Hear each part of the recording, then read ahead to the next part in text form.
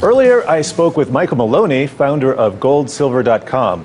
He recently created a video series, The Hidden Secrets of Money, and he did this to explain monetary history, wealth cycles, and the financial crisis. Now, the debt ceiling might have been temporarily raised, but it's an issue that's guaranteed to be revisited in just a few short months. So I first asked him about the very relevance of the debt ceiling, and here's what he said. Well, it isn't relevant because we live in a world that is a debt-based monetary system. And when your currency supply is all owed back plus interest, and the currency to pay the interest does not exist yet, it means that you always have to go deeper in debt. The debt ceiling is an absurd notion in a monetary system that's debt-based.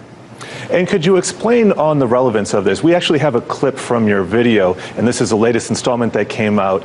And it has to do with, and it gives a great visual representation of the debt and currency side by side. Here it is. So if we don't go deeper into debt every year, look what happens. The whole thing goes into a deflationary collapse under the weight of those payments. Can you comment on this deflationary collapse? Why, and what are the mechanics of it? How does it actually happen? Well, this is the problem with the debt-based monetary system.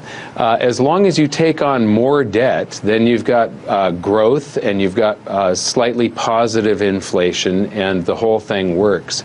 But the problem is that the powers that be, the Federal Reserve, other central banks, they think that they can control this mechanism. But it's really controlled by how the public feels. If the public gets scared and stops going deeper into debt, borrowing and spending all of the time, then this whole thing goes into reverse. It goes into a deflationary collapse because the payments that you have to make on your car, on your home, and the payments that the public has to make through taxation to pay off the bonds that the Treasury issues to the Federal Reserve and to other entities, those payments don't stop. And so if you stop borrowing new currency into existence to replace the old currency that you're using to pay off the debt, the whole thing goes into a deflationary collapse, because in a debt-based monetary system, when you take a unit of currency and you pay a unit of debt, they annihilate each other on the balance sheet, on the books. And so that currency vanishes along with the debt.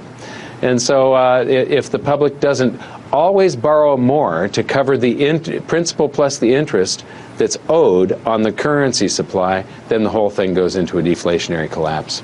And that's something that we certainly saw in 2008. The situation then wasn't necessarily as dire as certain people predicted.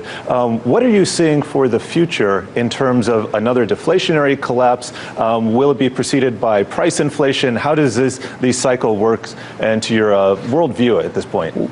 Well, actually, it is as dire as some people, as some of the people that predicted the worst. That is actually happening.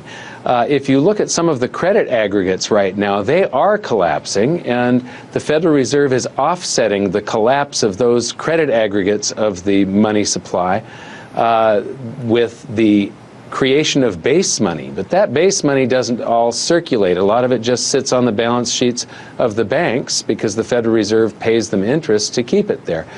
The thing that people don't realize is the scale of the emergency that we are still in.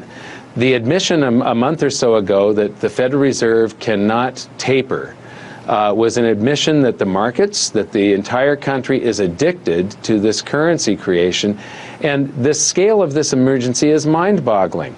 They are creating about $1 trillion every year, and they call it asset purchases, by the way. And an asset, when they purchase an asset with a check from nothing, when they're counterfeiting to purchase an asset, and it's private corporation purchasing an asset, that is immoral, that the Federal Reserve is able to go up and buy up our national debt and buy up a bunch of real estate with mortgage-backed securities and counterfeit to do it, and then we're on the hook to pay the tab with future taxation.